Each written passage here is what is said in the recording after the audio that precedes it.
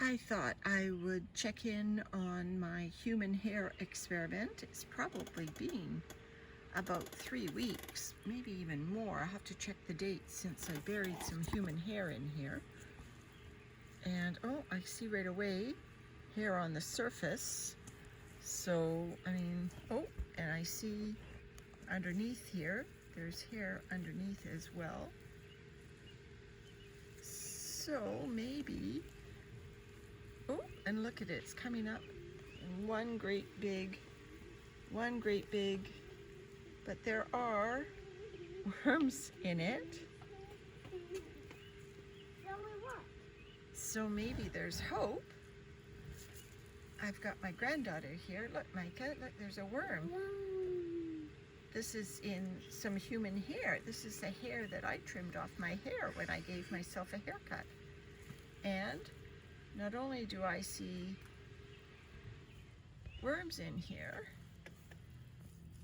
I see them all through here. So maybe they're starting to well, you know, they eat the microbes, right, that would grow on the hair. So my hope is that because hair is a biological substance, it is biodegradable, it will disappear in this worm bin. And oh, there's another, like coconut coir will? Just like coconut coir, yeah. And look, here's another big chunk of my COVID haircut. Look at all the hair. Don't see any worms in this one. But your hair does look nice and trim. My hair does look nice and trim. Yes, it does. I cut a lot of hair off. Look at it all. See if I buried more over on this side. I think I put it all along here. I stretched it out thinking that would be more likely to expose it to more surface air. I feel like I'm cutting your hair. Yes, more surface area to get more microbe action on it. I don't actually see any evidence that the hair is weakening or degrading at all. It is just in a great big mat. So those of you who thought you had another potential source of biologics to put in your worm farm, well, think again if you're thinking of human hair, because there it is still after, I would say it's 3 or 4 weeks now, and it is still in there despite this being an active bin. Yes, I am still feeding it.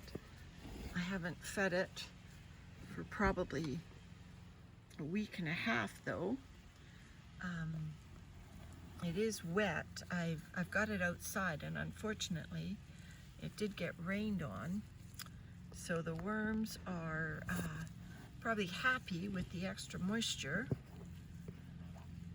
When I first opened them, this coconut coir blanket, they were all over the surface, so they've obviously gone down to where they're hiding from me. There are lots of worms in here. They're just hiding. I just checked, and there's still some really old.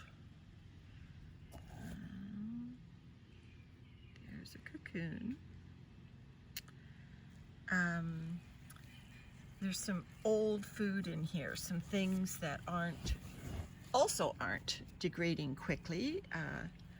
These old avocado shells that obviously seems to attract the baby worms. Yeah. And then I put stalks from Swiss chard.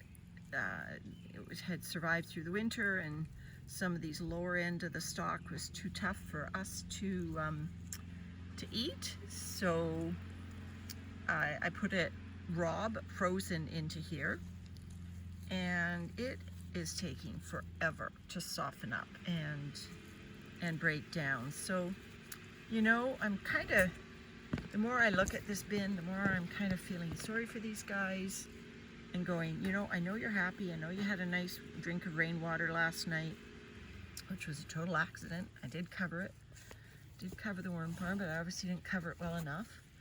And so they got a nice rain shower on them.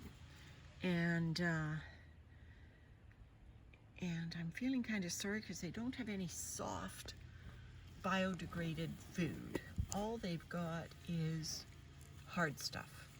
They've got the hair, they've got the Swiss chard, and they've got lots of avocado. They've got lots of avocado skins.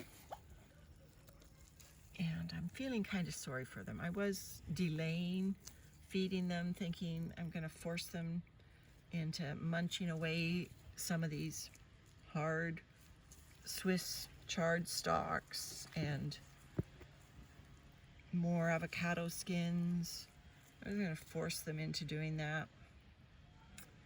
And they are getting through it. But that is kind of mean for me to not give them anything else to interest them in the meantime. We eat a lot of avocados, so unfortunately my worms eat a lot of avocados. And over here I think I've even got some more Swiss chard, and it is just not, it's not woody, but it's just not breaking down. These poor guys, they're doing their best, but I just don't see them thriving on the food that I've got. No, obviously no worm balls. They're all just in here, spread around. They're actually hiding from me because I've been messing with them. I think what I'm going to do is, on the other side of my wheelchair, I've got a tub of, well, first let me just check for babies before I reach into anything else. No, don't see any babies. I've got a tub of very fine shavings from Arborist wood chips. This is oak. And these are very fine shavings, so I think what I'll do is I will just sprinkle this bin with some nice fine shavings. This will help soak up the rain and infuse lots of microbes into the castings, so that helps them break it up even more. I've done it before to this bin. You know, sometimes my feedings tend to be wet, so I find these very fine wood shavings, more so than even the cardboard.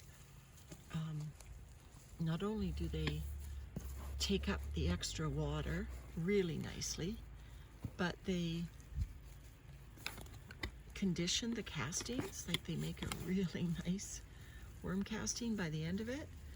The worm castings are just so beautifully granular, and I really liked it. I've only done one harvest, I should say. I'm relatively new at this, but when I started to put the wood shavings in, the bin just got really nicer quality in terms of the shavings that I eventually cut out. So I'm going to do it again. Probably 4 handfuls into this. This is a 1 tier of the tumbleweed. Oop, I don't want to mess up all that hair. I'll leave it somewhat on the top. Just enough to jiggle the microbes down into it. Apologies for the shaky camera. I am balancing. I don't have great balance. Oh, I gotta bury this avocado here. Okay, so you can see right now that even with the addition of those wood shavings into this worm bin, probably this side is more indicative of what it looks like, at how the wood shavings have already conditioned these castings to be better to be better in terms of their texture. They're going to break apart much more easily. The wood shavings are soaking up excess water, and the worms will enjoy the natural microbes that came with these oak wood shavings.